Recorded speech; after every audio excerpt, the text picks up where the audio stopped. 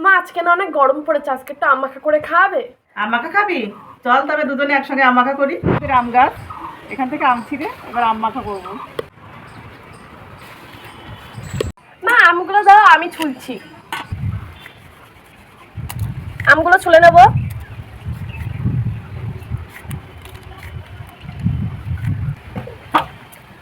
আমার মেয়ে গামলা নিয়ে আসছে আম মাখা খাওয়ার জন্য, এতেই আমি আম মাখাবো। এগুলো এবার ঘেঁষনিতে ঘেঁষে নেব।